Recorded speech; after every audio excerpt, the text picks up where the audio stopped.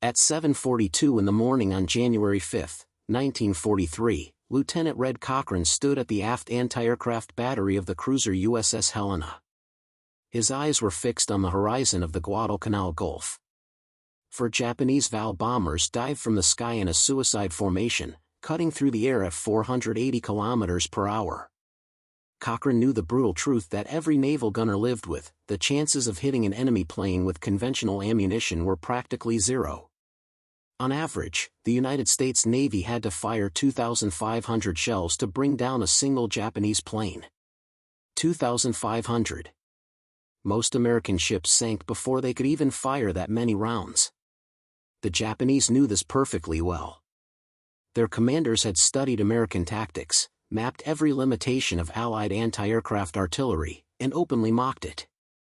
To them, American cannons were little more than expensive and ineffective fireworks.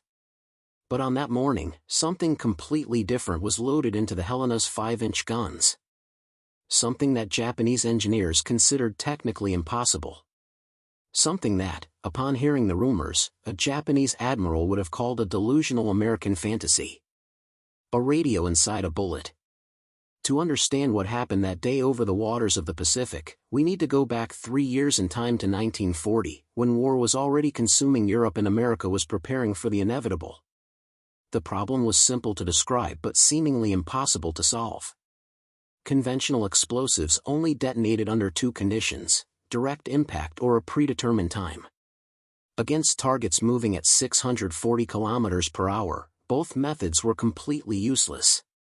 The theoretical solution was also simple: make the projectile feel when it was close to the target and explode automatically. The problem?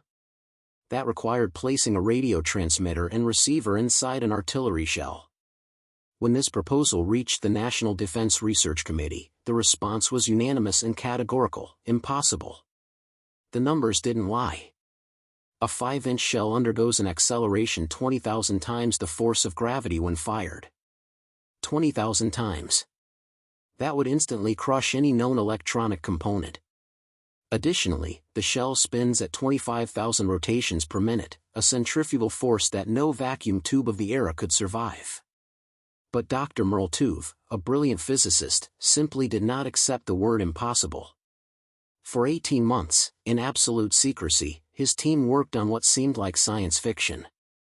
They created miniaturized vacuum tubes, encapsulated in wax to resist the brutal impact of firing. They developed batteries that worked in extreme temperatures and designed circuits that could operate at speeds that would make a human black out in milliseconds. The result was dubbed the VT proximity fuse, standing for variable time, a name deliberately vague to confuse enemy spies. The device fit into the nose of a 5-inch shell and worked on an elegantly deadly principle. It continuously emitted radio waves. When those waves were reflected back by a nearby object, like a plane, the circuit calculated the distance and, at the exact moment, detonated the explosive. It wasn't necessary to hit the target directly.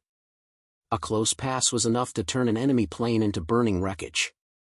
In August 1942, the cruiser USS Cleveland tested the new ammunition against remotely controlled drones in the Chesapeake Bay.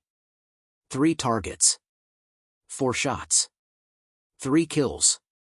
The Navy canceled the rest of the tests and started mass production immediately. But there was a critical problem: if a VT fuse fell into enemy hands, especially German ones, Nazi engineers could replicate it or develop countermeasures. The entire project would become useless overnight. The decision was clear: VT fuses would only be used over the deep ocean in the Pacific, ensuring that any unexploded shell fell into waters miles deep, where it could never be recovered. Commander Deke Parsons personally escorted the first 5,000 VT fuses to New Caledonia in October 1942. Admiral Halsey distributed the ammunition to only 3 ships operating near Guadalcanal, including the cruiser Helena. The Helena had been attacked 17 times in the previous 3 months. It had fired more than 12,000 conventional shells and hit only 2 planes. A brutal rate of 6,000 shots per kill. On January 4, 1943, the ship received 500 special shells. The crew was trained in absolute secrecy. On the morning of January 5, the Helena and other cruisers bombarded the Japanese airfield at Munda. At 9 a.m., 4 dive bombers emerged from the clouds. One of them hit the New Zealand cruiser Achilles. The enemy plane moved away to 7,300 meters, outside the effective range of conventional artillery. But Lieutenant Cochrane had orders to test the new ammunition. 3 shots in 6 seconds. The first shell exploded near the ocean, missing the target. The second detonated 45 meters from one of the planes. The explosion scattered hundreds of shrapnel fragments in all directions, like a cloud of metallic death. The Japanese plane instantly caught fire and plummeted into the sea. The third shot exploded near another target, severely damaging it. 2 kills with 3 shots. The crew of the Helena was stunned. The official report stated that the value of the projectile could not be overestimated. During the first months of 1943, the Japanese began to realize that something had fundamentally changed.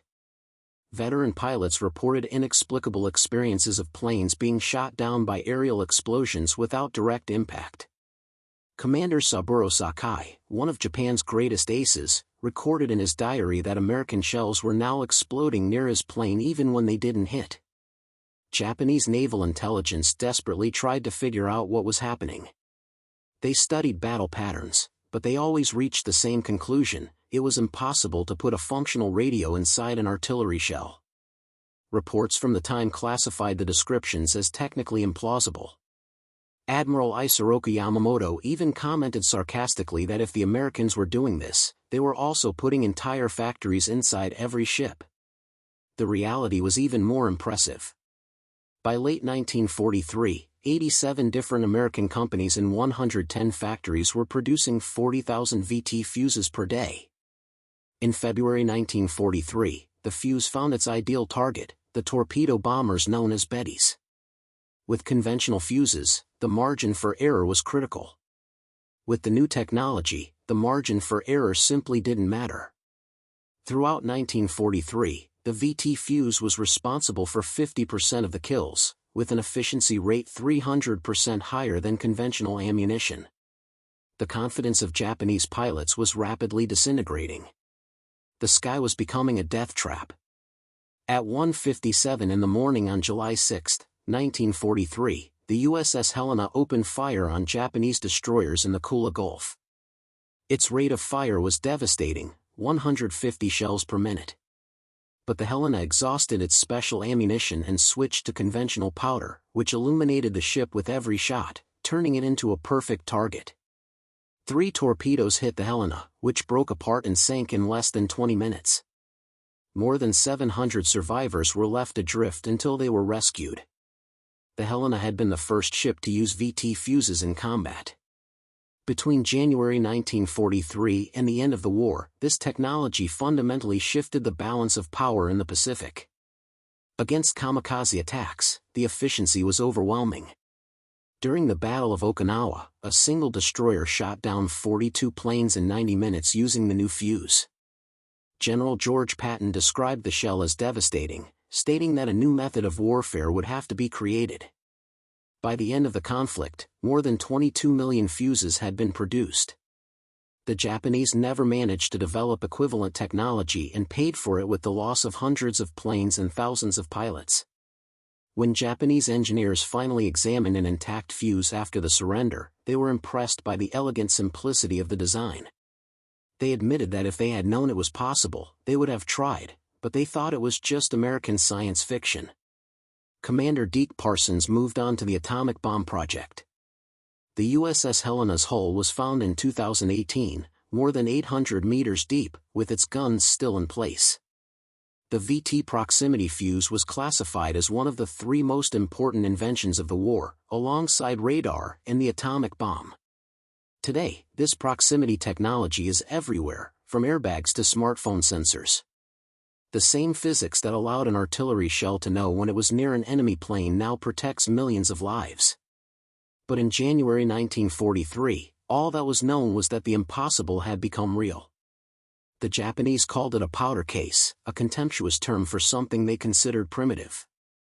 Hours after that test, Japanese warships vanished without a chance to respond.